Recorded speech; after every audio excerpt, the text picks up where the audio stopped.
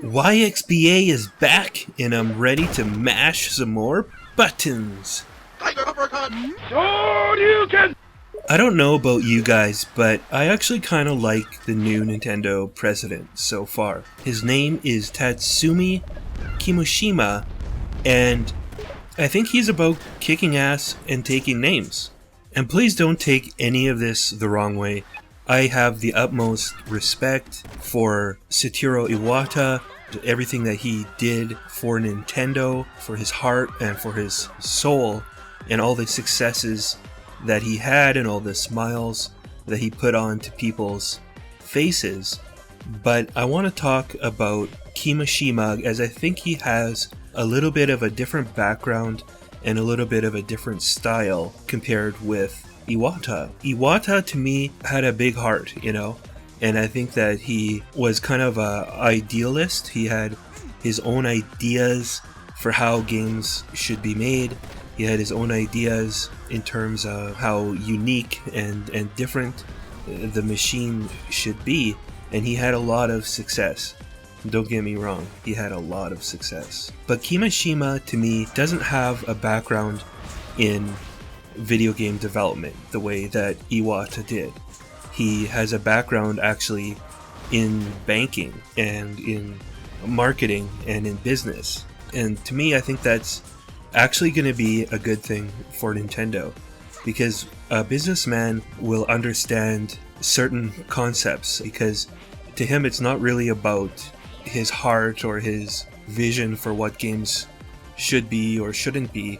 It's really about understanding customers and giving the customers what they want, and as a businessman as well, I think it's important to be able to understand what's important and to be able to totally follow through on that, even if you have to make some decisions that aren't popular in the short term.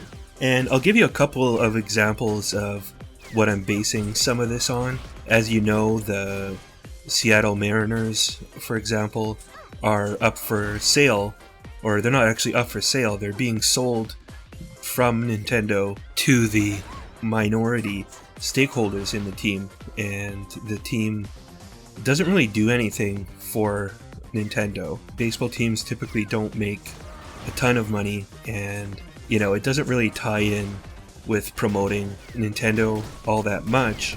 And right now, during a period of time where they don't have necessarily a lot of profits coming in, and they're taking on some risk with a new console, it makes sense that they'll sell the team. And so, by my mathematical calculations, Nintendo bought a 55% stake in the Mariners back in 1982, and that cost them roughly $55 million, as the value of the team at that time was $100 million. And now the team is actually worth $1.4 billion. So, considering their plan is to drop from 55% ownership down to 10% ownership, I believe they'll be able to net approximately $630 million at this time. And, that's pure cash. You have to understand, that's pure cash. And it's also during a time when the yen isn't worth a lot. So to Nintendo, which brings its money back home to Japan, that's going to be a crap ton of yen. I don't even know if there's enough digits to calculate how many yen that would be. So that's going to be a good thing. Nintendo was basically owning that team on pure emotion alone. Hiroshi Yamauchi was a big baseball fan, and it was considered an extremely, extremely prestigious thing that Major League Baseball would allow a Japanese company or a Japanese businessman to own a majority share in a Major League Baseball team. But, unfortunately, he's not around anymore, and I think that Iwata kind of emotionally was holding on to that franchise out of honor, out of respect to Yamauchi, being that he was handpicked by Yamauchi to run Nintendo at the time of his retirement. So I think what you're seeing is with Kimishima is he's not necessarily interested in what's emotional and prestigious. He just wants to make sound business decisions. So at this very strategic moment, when television revenues are way up with baseball teams, and baseball teams have gone up in value with a weakened yen, and the timing of Nintendo taking on a lot of research and development and risk, he's strategically selling the team at this time, which I think can only be viewed as a shrewd business move.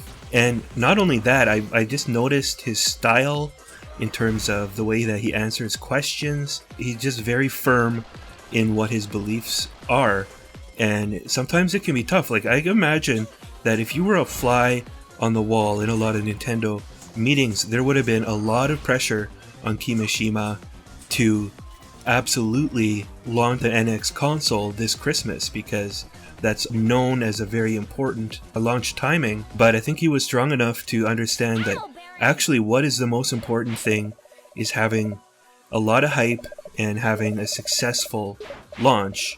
That's much more important than launching early. I mean, look at the Wii U. Like, I know I was really excited for the Wii U when it came out, and I had a lot of fun on the Wii U. Don't get me wrong, I think it is a great system, but it didn't do that well. And I remember when they had an E3 press conference to unveil the system, and you know what? It was kind of underwhelming. I mean, for me, you show me anything new that has the word Nintendo on it, and I'm going to be excited about it, but it paled in comparison to the excitement you saw when they unveiled the Wii fully at E3 for the first time, where you had Miyamoto coming out and smiling on stage, and it was just big game after big game after big game. And we didn't really get that with the Wii U. We got like a 2D Mario game and a bunch of old ports of cross-platform games, and there just wasn't nearly the same energy in the room. And I just think that if Nintendo's going to do things, they have to do things in a majorly impactful way. Again, you can't have a soft launch of a video game console, not if you're Nintendo, because people don't really know what to expect from Nintendo right now outside of us hardcore Nintendo fans, whereas Sony has done certain things a certain way for 4 generations now, and people kind of know and trust what they can expect out of a PlayStation console. So they can do a little bit of a softer launch, and the first party games will come later, and whatever, people aren't really buying it for the first party games anyways. So, I think it's shrewd, and despite being new to the job and being under pressure, I think he's making some of the right decisions, and I think that's because he's got a great business mind, and he's not really emotional, and he's not, I think, caving under pressure either. So yeah, give me your thoughts in the comments below. Do you agree with me on this, or do you even care?